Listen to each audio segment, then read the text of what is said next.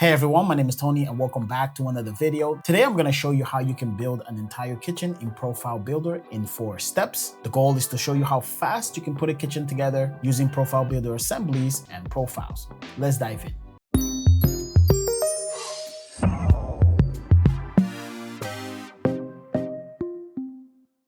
Alright, so before we start building our kitchen, step 1 is to set up the profile and assembly presets. In this file, you can see that I already have everything prepared, including the backsplash, cabinet doors, upper and lower cabinets, and a few countertop options. Keep in mind that every profile and assembly you see in the project were created with Profile Builder.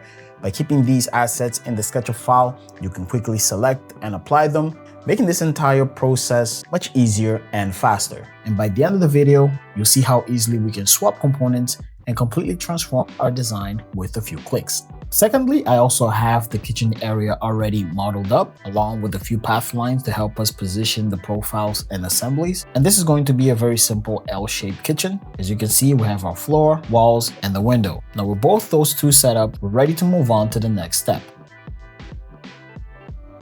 Now for the second step, we're going to set up our profiles. This is going to include the lower cabinets, the countertop, the backsplash, the upper cabinet, and some molding detail. So let's open our profile dialog. Select the eyedropper to select one of our profiles. And you'll see how everything is set up. You can also select the build, and by holding Alt, you can access the eyedropper selection tool. As for the placement point, you want to make sure it is at bottom left. I have a material applied. And for the extrude mode, we're going to pick Follow Me. I'm going to select my path and activate Build Along that path. So we end up with something like this. Now let's repeat the same with a countertop. Select the counter. As you can see, the settings are the same. Now let's select our path line, build along path. Our countertop was built the opposite way. So anytime this happens, simply right click on the profile, go to Profile Builder, and select Reverse Selected. And that's going to get it back in the right position. Next, we're going to repeat the same with the backsplash. So with the eyedropper selection tool, I'm going to make this new profile current. I'm going to select my path using the Smart Path Selection tool. First, let me just hide my countertop. So we're going to select Smart Path and double click on our path to make a full selection of the polyline. Green to start, red for the finish,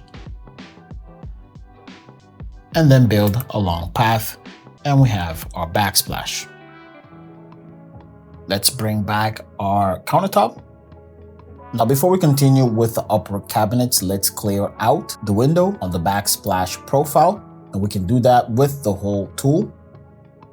As for the placement point, let's pick bottom left. And for the type of hole opening, we're going to pick the square. So make sure that matches the size of the window, which is 3.8 by 3.10. As for the depth, how deep the hole opening is, just make sure this is bigger than the 1/2 inch backsplash that we've set. So 4 inches should be nice. So now we can place and preview the hole opening. We'll just place it anywhere on our profile. And now we can use these editing options to move it around so it matches the window position. Till we have something like that. So now we can move into our upper cabinets. As you can see, I already have it selected. And this time, instead of following the path, I'm going to do this manually. So I'm going to click Build, and we can get started. From this point, I'm going to hold Shift so it can stay locked on inferencing. And then I'll stop 2 inches, which is that reference line just before our window. Press Escape once just to slightly deactivate the tool, and now I can reference that line again. And now I can make that 90-degree turn, and we end up with something like that. Now for our very last profile, we're going to add a molding detail at the very top of the upper cabinets. This is the preset that I have already set. So let's select our preset, highlight our path, I'll actually select them both at once and then build a long path. And as you can see, there's no material assigned to this. So I can go right click, set this to material number 2, update. So now the materials match. So not too bad. And now we can move on to the next step. Now for the next step, we're going to add the lower and upper cabinet doors. So open the assemblies dialog. We're going to create door type 1. Let's go to components, click on the plus icon and then pick from model. We're going to pick this very simple one. Because these doors are 24 inches, the spacing should be 24 inches or 2 feet. For the infill options, you want to deselect at end. I'm also going to uncheck max, and the layout I'll select from start. We're going to set the snap length to 24 inches and I'm going to lock that value in. As always, remember to save. And now I can build this assembly. So now I can select this assembly as if it was another preset. Now before we start, let's update our placement point. We're just going to pick a new point at this bottom left corner. And this is going to make a couple of offsets so that that becomes the new placement point. And now I can actually see this from the preview. I want to hold shift to lock on inferencing and I'll go until I have 6 doors. Next, let's move the assembly up by 2 inches. And we'll repeat the same step on the other side.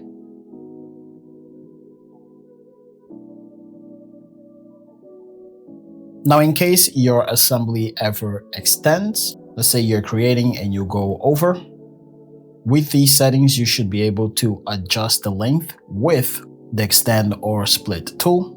You can just hover at the edge until you see that arrow, and then you can usually bring this back and snap to whatever you want. We'll settle back down to 6. Now, although this is a good result, it's very common that these doors are back to back and open from the center. So we're going to modify this assembly and save as. Build one up as a preview. So now I'm going to download my existing component. Let's make a unique copy. We're going to change the door handle to the other side. So in the assembly build, so when we have our assembly, it's built like that. Now the first thing we need to do is change the placement of the existing component, because we now want this to appear every 4 feet to leave space for the new door. So when I update this assembly, it looks like that. Next, we're going to make a copy of this component. We'll just rename this as left door. I will name the other one as right door. And here we're going to select the new component. And because we're on live update, you can see that they're both sitting on top of each other. So now the next step is to simply change the starting setback of the new door to 2 feet. And now we have one assembly with back-to-back doors that open from the center. Let's do a quick save. I'll select to make my new assembly current. And now we can update our old one. And as you can see, because it's a set of 2 doors, everything fits perfectly. And now we can repeat and update the same on the other side. So now we're going to follow the same workflow for the upper cabinets. I've already changed the assembly, so it's the same back-to-back doors.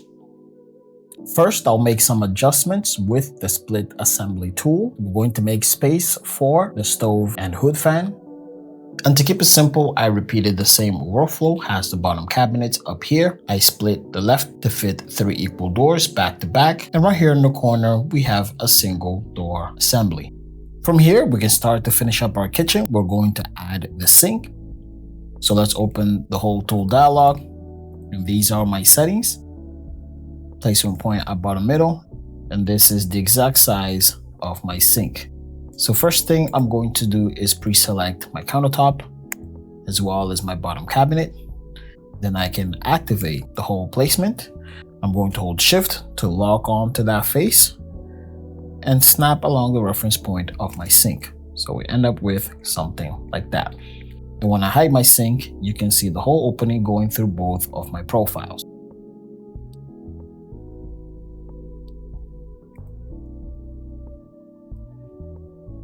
Now we can add a hood fan here. So definitely had to clear way for the stove and the hood fan by using the extend and split profile member. And from here, we can move on to our last and final step. So this final step is really just to show you how powerful Profile Builder is. Because we built everything with profiles and assembly presets, we can completely transform our kitchen with just a few clicks by swapping in different assemblies and profiles. And it's really easy. Just grab the eyedropper selection tool, pick a different profile, and update the existing one. So you can easily swap like this. And we can do the same to the lower cabinets and every other element in this design.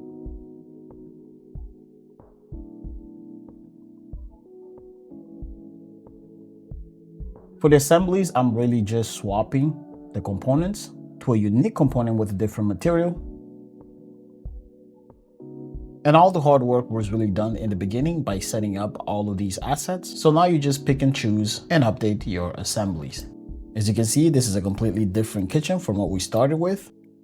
You can have a combination of two materials or something completely different like this. But hopefully this workflow proves to you that you can optimize modeling with Profile Builder.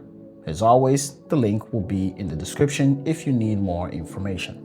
And that's gonna be all for this video. This was a request from the comment section, so I encourage you guys to leave in the comments what you would like to see next. Don't forget to like, share, and subscribe, and I'll catch you guys in the next video.